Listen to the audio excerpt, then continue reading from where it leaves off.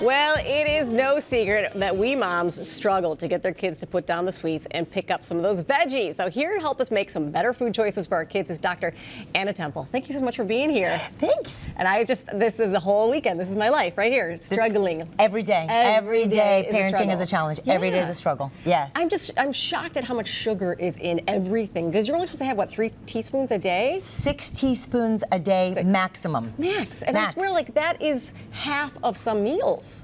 It's not even. Right. I mean, we can eat. Most kids will usually have that just in their lunch, and that's kind of one of the things that we're talking about. Yeah. All right. So you've brought some good examples for us. Help us out here. Yeah. So like first place to start is going to be the drinks. Yeah. The drinks are one of the most sugar-filled items that the kids have in lunch boxes. If we're going to talk about lunch. Right.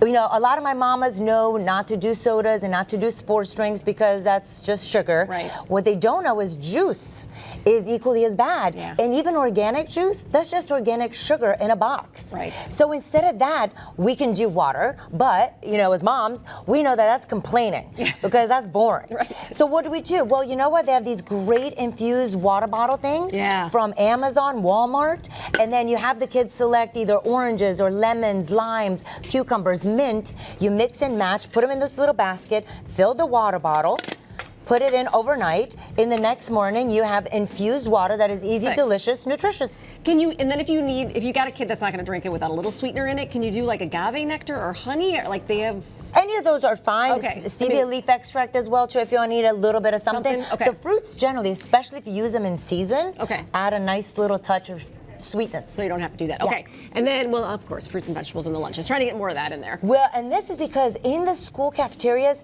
the children are served ice cream. The fact that ice cream is allowed in schools is a crime. Yeah. We all want a little bit of something sweet, right? So why not some fruits? Back to the natural sugar. There's minerals and vitamins, and it's cold and flu season, so these will also protect you from the flu and cold germs going around. Yes. In our house, you can't have any treats until you've had the fruit. Absolutely. You've got to have the balance. Agreed. These are great. This is for the yes. So these are for our grain desserts, right? Yeah. Like everybody loves granola bars and protein bars and cookies because you know kids need a treat in their lunchbox from what not sure. Right. But instead, why don't we do a 4-ingredient little treat here? And that's going to be a nut butter, oats. Pure maple syrup and chocolate chips. And now I know what you're going to say. What about for the nut allergic children, right? Yep, this is my house. Yes, right. Yes. And then that's sun butter. There's some soy butters out there too, but be careful because those are also filled with a lot of sugar. Yeah, and you're trying to find these treats the other kids have. That's where we run into problems because my son gets so upset that he can't have what his friends can have. So having something like this is a great option. And these provide the sweetness with a little bit of antioxidants. So the kids are really happy. And we're moving into some breakfast items too. And I like to actually switch to started making my own pancakes on the weekends and freeze them for the kids. Yeah, that's great. And then I put like dark chocolate chips in them, and I don't let them use syrup because at least there's a little bit of a health benefit to the chocolate chips. Yes, right? The antioxidants, absolutely. Right. Yeah. And then we get rid of the junky syrup that has nothing but chemicals in it. Exactly. But you've brought some. So this is our substitution for pizza, which of course you can use for breakfast. Oh, yeah. But school pizza is the grossest thing ever, right? It's full of sugar, trans fats, food coloring, and the pepperoni is not even meat. I mean, honestly. Yeah. So instead of that, we can do either, is that for breakfast or lunch, we can use an English muffin with a little bit of sugar-free tomato sauce, some normal cheese that's actual cheese, and pepperoni that's nitrite-free and it's actual pepperoni. Right. Or we can do a little Lunchables, right? Because Lunchables the rage, but we're not going to put that in our lunches because that's full of toxins. Right. So instead, the kids can take this to school with some crackers, some pepperoni, cheese, and a little bit of regular tomato sauce. I love that. I was looking at the English muffin thinking you were talking about breakfast. I'm like, oh, that is pizza. Right, but you can use it for any meal you want. If you can get them to eat something that's like substantial, before they go out the door, I don't care what it is. Right, you know what? Food is food. Food is food. Food is food. We are the ones who put them in certain times of day. Yes, totally. Yeah. Now we've got a couple of milks, protein shakes over here, right? Yeah. Lastly, you know, dairy, chocolate milk is a huge problem in the lunch boxes because look at the amount of sugar in there.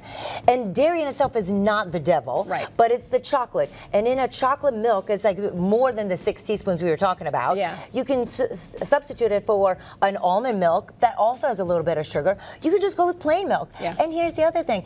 The problem is that you have have milk, and then you have cheese sticks, and you have pizza, and you have yogurt and ice cream. Just choose one. And then for the rest, if you really want cheese or something else, instead of the chocolate milk, water or the infused water we talked about. And I always find it funny that pediatricians try to get the kids off of whole milk at a certain age, and I've always kept mine on whole milk because they replace the fat with sugar. Right. You should always go off organic whenever possible, full fat, never skim, never part skim. I totally agree with you. Yeah, and they need the extra fat at this age when they're running around crazy. For the brain. The brain needs fat, does not need sugar. Thank you so much for being here. This is great. This is great. Yeah, we have partners in arms here. We all need a little help.